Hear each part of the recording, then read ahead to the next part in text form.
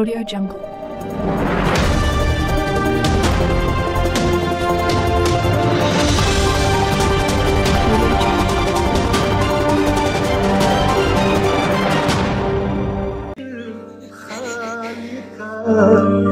خیال یک د ژوند ملاله د جبین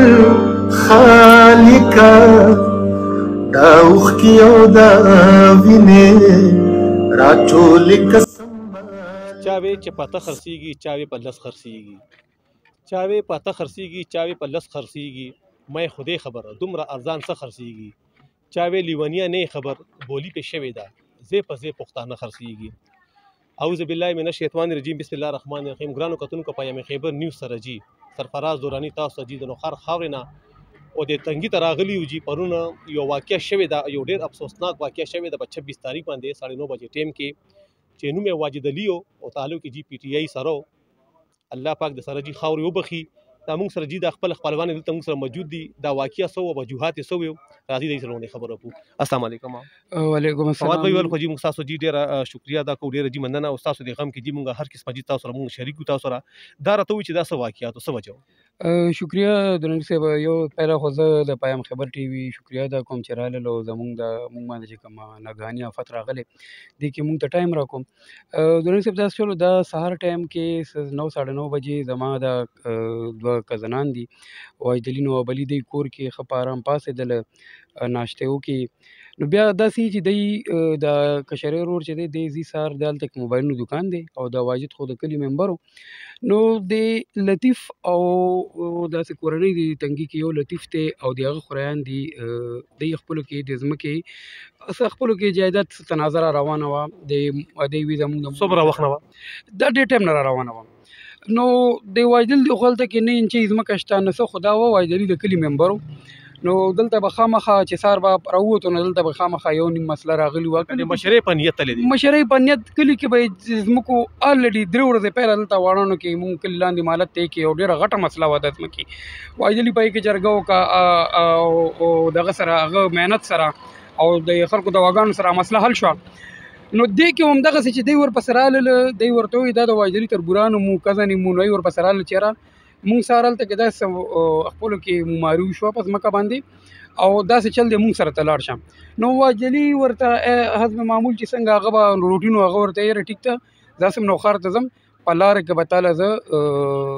ولاړو شوی سره خبره وکړو نو دی لکه خبر ختم بکو ختمول ځکه چې تا یو ځکه لالي چې نو تالته کې جنگ کې نو واجدلي دی نو بل دی خپل ته نه سلاله چې نه انچې ځمکه وانی بوټو خو سړیتوب کې تلو چې آیا زه یو دوه کسانو کې وړاندې دي کې روغ راولم چې دې څنګه هلته لاړ دي بس نه او کتلې نه کتلې څه نه ښه کتلې نه مخالف کسان نمونه سوي څوک دي دا مخالف جي یو لطیف ته داسې هغه یو زوی د جلال یادې خلک داسې خالقا دا اوښکې او دا وینې راټول په 26 تاریخ باندې جی دا یو ډیر افسوسناک واقعیا شوی دا سب تاسو به په حواله باندې بسوي زه خو دورانی صاحب د دې دا دغه کومه چې الله پاک دې ممبر صاحب وبخي سره د ټولو د تلو خلکو الله دې قبر د نور نه ډک کړي امين جی او د دې واقعې چې څومره مزامتو کې نو هغه کم دی لکه هر یو شی په خپل ځای باندې پروت دی او کسان لاړل قیمتي ځانونه ضایع شو او هغه ته نه لاړه دی دنیا نه او د دنیا په ځای پرته دنیا پاتې شو الله پاک دې د داسې را چې کم دغه شوی د دې مخنیوي پکار دی د مشرانو ته چې د دې کلی د دې خلک د دې علاقې خلک راپاسي او د دې مخنیوي وکړي چې دا چې کم وشو چې آینده لپاره یو داسې واقعیا بیا بله مخې ته رانشي ملاله د جبین خالقا دا اوښکې او دا وینې راټول قدرمنو دا جی دا فواد خان خبرې وي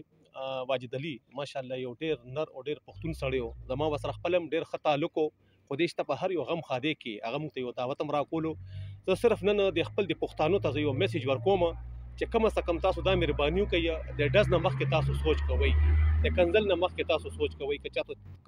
چاته لاس ماچوي نو سوچ کوئ وروسته چې کم دی بیا ډېر غټ غمونه موږ ته جوړېږي واجد علي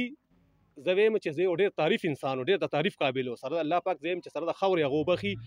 خپل د مکار لپاره نه تلې، د کلي ممبر و، د کلي مسلې لپاره تللی و. زما د ویډیو تاسو زیات نه زیات تاسو شیر کړئ، زما د ویډیو تاسو زیات نه زیات تاسو لایک کړئ. زمونږ د کیمرې زمونږ د مایک مطلب هم دا دی چې ستاسو غوندې میسج چې کوم دی مونږ فارورډ کوو لګیا یو هغه کسانو ته ورسي چې کوم کسانو دا حرکت وکړو، آینده داسې کسان هغه حرکتونه وکړو. مونږ د جي فواد بھائی او د دې کلي ډېره شکریه ادا کوو. ډېره مننه، خوشحاله اوسئ، اباد اوسئ. مونږ دعاونه کې یا ساتئ. الله په امان جي.